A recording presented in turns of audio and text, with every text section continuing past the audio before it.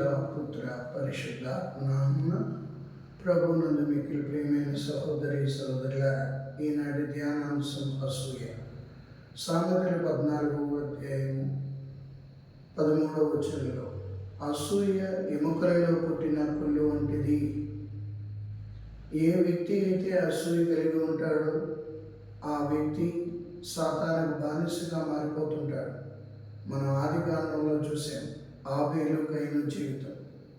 Abel అర్పణ దేవుడు అంగీకరించాడని కయీను తమ్ముడైన ఆబేలు మీద అసూయపడి చంపుతాడు. మొదటి నరహత్య అక్కడే జరిగింది. అసూయ హత్యకు దారి తీసింది.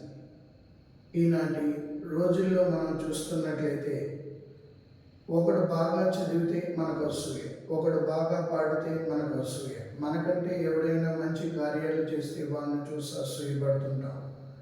ఈ అసూయ అందుకే సామెతలు 14:13 అంటాడు, అసూయ ఎముకల్లో పుట్టిన కుళ్ళు ఉంటుంది. మనం పరిశుద్ధ గ్రంథాన్ని ధ్యానించినట్లయితే మొదటి సాముయేలు గ్రంథం 18వ అధ్యాయము 8వ వచనంలో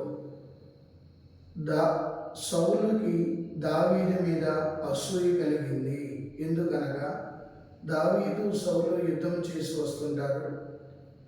కొంతమంది స్త్రీలు నాట్యం ఆడుతూ సౌలు రాజుకి దావీదుకి ఆహ్వానం పలుకుతూ దావీదు 10,000 మందిని చంపాడు, సౌలు 1000 మందిని చంపాడు అని వాళ్ళు నృత్యం చేస్తూ గీతాలాపన చేస్తున్నప్పుడు ఆ మాటలు విన్న సౌలునికి దావీదు మీద అసూయ కలిగింది.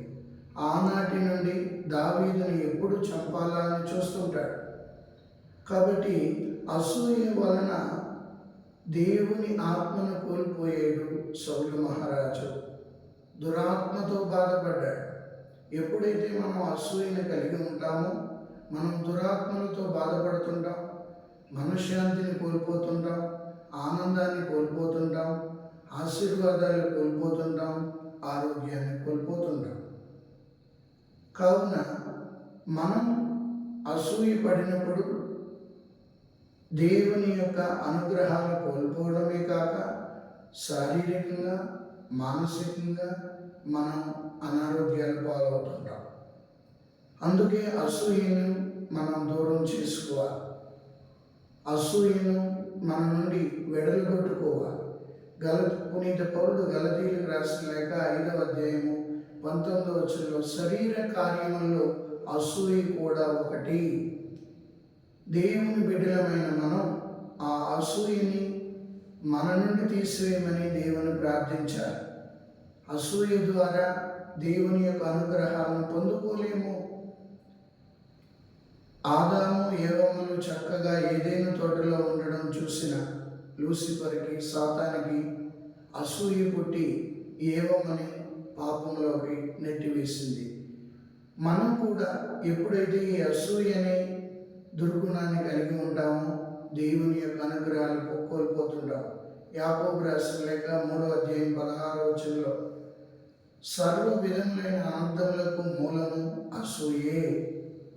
కావున ఆ అసూయను మన నుండి తొలగించుకోవడానికి నిరంతరం మనం దేవుని యొక్క సహాయాన్ని పొందుకోవడానికి ప్రయత్నిస్తుండాలి. అసూయ చాలా ఘోరమైనది. ఎటువంటి ఘోర కృత్యాలు చేయడానికన్నా అసూయ కలిగిన వ్యక్తి వెనుకాడడు. కావున మన అనుదిన జీవితంలో నేను ఎప్పుడైతే అసూయతో బాధపడుతున్నానో లేక ఇతరులు ఎప్పుడైతే అసూయతో బాధపడుతున్నారో ఆనాటి నుండి వాళ్ళు సాతానుతో బాధపడుతున్నారని మనకు అర్థమవుతుంటారు. అందుకొరకే మన అనుదిన జీవితంలో దేవుణ్ణి అడగాలి, ప్రభువా నాలో ఉన్న అసూయ అనే దుర్గుణాన్ని తొలగించండి. నేను ఎప్పుడైతే అసూయను తొలగించుకోవడం మొదలు పెడతానో దేవుని యొక్క బిడ్డగా తయారవుతాను. అందుకే మనం దేవుని యొక్క బిడ్డలుగా మనం ఉండడానికి తయారవ్వాలి అంటే మనలో అసూయ అనే దుర్గుణాన్ని తొలగించుకొని దేవుని యొక్క అనుగ్రహాలు పొందుకోవడానికి అనుదినము సాధన చేద్దాం. మన అనుదిన జీవితంలో ప్రభు పరిశుద్ధాత్మ దేవుని యొక్క సహకారంతో ఈ దుర్గుణాలు మన నుండి తొలగించమని వేడుకుందాం. ప్రభు మిమ్మందరినీ ఆశీర్వదించునుగాక. పిత పుత్ర పరిశుద్ధాత్మ నామమున ఆమేన్.